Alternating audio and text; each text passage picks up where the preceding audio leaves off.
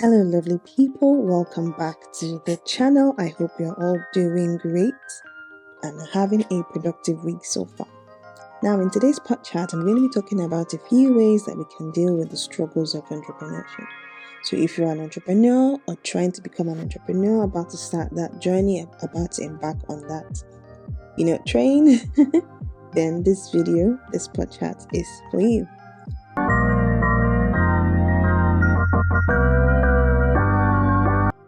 Now, entrepreneurship is a very interesting journey. At the same time, it can be quite challenging. Now, personally, I've been on the entrepreneur bandwagon for quite a few years now. I've had my ups and downs, I've had my trials and errors, I've had my little itty bitty tiny, very tiny successes here and there. But one thing I know for sure is that it is very rewarding, but can be very it can test you. Let me just put it that way. It can really test you. Okay, so if you're trying to become an entrepreneur, please keep an open mind, stay positive and be prepared. Stay ready for whatever is going to be thrown at you on this new path, on this journey.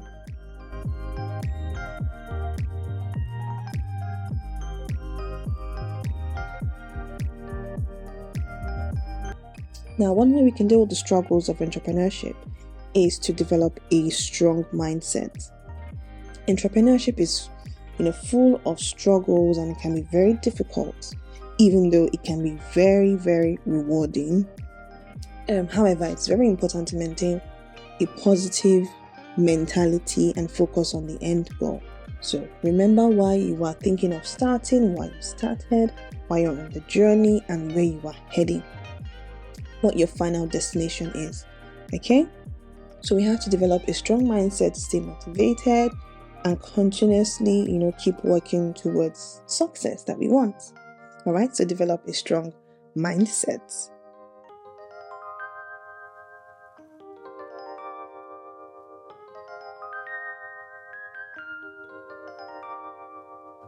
Another way we can deal with the struggles of entrepreneurship would be to get as much support as we can get, whether it's a mentor, somebody that a friend, a family member that is already an entrepreneur and is quite successful at it, or anyone it could even be the friend of a friend that is an entrepreneur and quite successful at it, or at least has been on the journey for quite some time. You can go to them for some support, because they would have extremely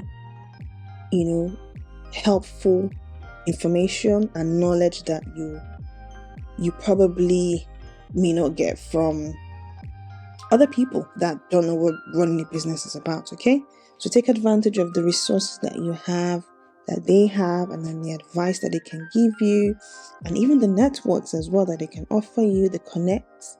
You never know who they know. They might know somebody that has a connect for something. Let's say, for example, you are trying to get into a certain sphere of a type of product. Let's say you're trying to get into beauty. I always say beauty because that's something that I do.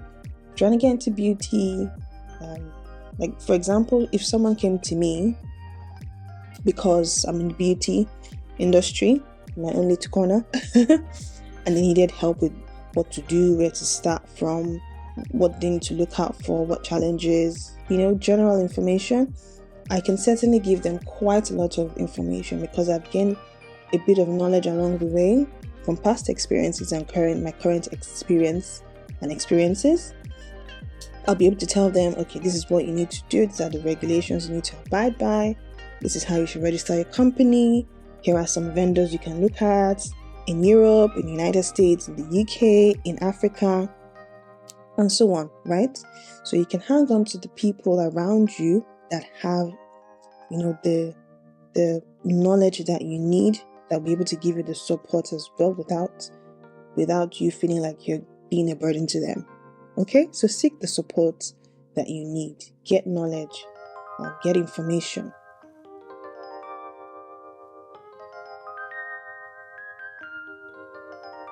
Now, another way we can deal with the struggles of entrepreneurship would be to take breaks. Entrepreneurs work really hard, whether they're successful or not. We all put in the work, at least most of us do.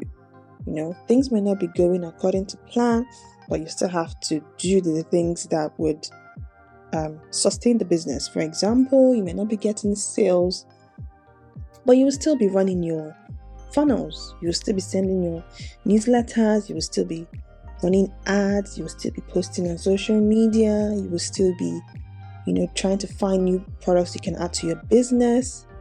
You will still be amending your website. You'll still be reaching out to customers and checking in on them and creating content and all those things in general. And those things take a lot of energy from us. They suck the life out of us, really. Especially if you're someone that does multiple things for your business. If you're a one-man band or one-woman band and you're doing every single thing, you're going to get worn out eventually, which is where taking breaks is necessary. Taking breaks is not just necessary for rest, but it's necessary for boosting your creativity. It's necessary for helping you refocus on the things that you have ahead of you. It's necessary for you to be well. Spend time recouping, spend time being well, resting, getting your skin intact, getting your mind intact, praying, connecting with God.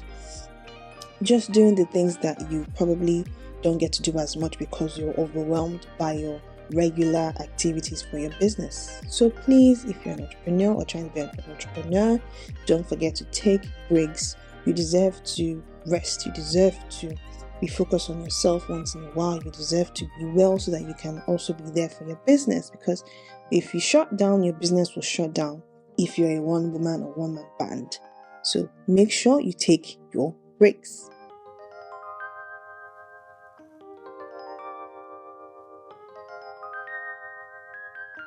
Now, another way we can deal with the struggles of entrepreneurship is to stay organized, right? You have so many responsibilities, like I mentioned in the previous point. You might be writing emails for your newsletters, you're tweaking your website, you're creating content, you're scheduling meetings with vendors, with different freelancers and things like that. So you need to be organized so that you can keep up with the tasks that you have for that week or for the days that you tend to work for your business. You can utilize tools like to-do lists, Google Calendar, project management softwares, things like Mailer Notes, things like Slack, Evernote, which is on the Android Google Play Store, and I'm pretty sure is on the Apple Store as well. So you can try and utilize those resources that are available, and most of them are free, to be honest, so you don't really have to spend money using those apps or platforms. So try and stay organized, write out your to-do list for the week, so that you're not overwhelmed with everything. Especially if you're the type of person that tends to live in your head, it's always good to get out of your head and pen things down. Even if you don't write them down with an actual pen or pencil, typing them out to make things a bit more clearer for you to see, so you understand the gravity of work that you have ahead of you. You can prioritize things, what's more important and least important at that point in time, and then you can always tweak things as you go along and through the week.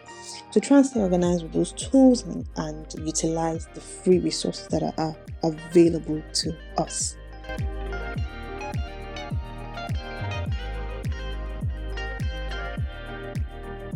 A final way to deal with the struggles of entrepreneurship in today's podchat is to embrace failure. Failure is something that we cannot change. Failure is inevitable sometimes.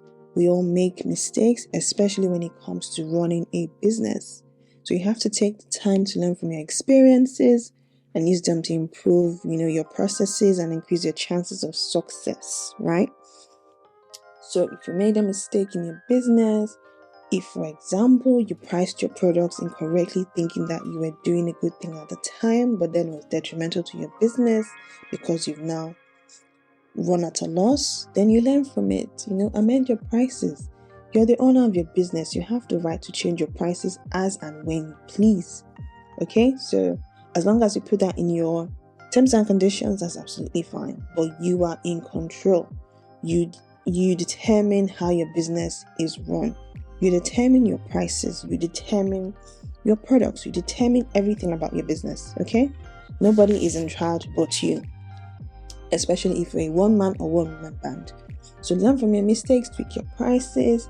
If you feel like you've spent so much money on running your Facebook ads, for example, because we're not checking in on your daily ad spend, and you were not checking to see, how the ads were going, which one you need to turn off, and you learn from that mistake.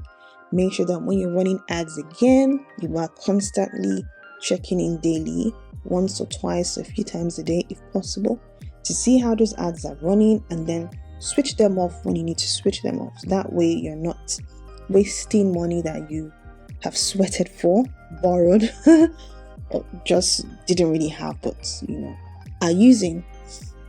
If you have Facebook ad credits, it will be a good way to utilize that and not waste it. So switch off those ads that may not be working for you. Check in so you don't make the same mistake again. If the mistake you made was not ensuring that your products were not compliant, for example, then you learn from that and then work on getting your products compliant. If the mistake you made was not filing your papers for the year, your finances for your business, and that is a very big deal. If you made a mistake, then learn from that and then make sure that you do things early enough. Make sure that you're filing things properly so that when the time comes, you are ready. And if you're working with an accountant, your accountant will find it easy to track your transactions, to know what is your incoming, what is your outgoing, what is for sales, what is for investment, and things like that. Okay, so I hope you found this podchat video helpful. If you did, please leave a comment below. Make sure you subscribe, like, and share this video. Thank you so much for watching. Until my next one, please take care of yourself and be good. Have a great day ahead. Bye.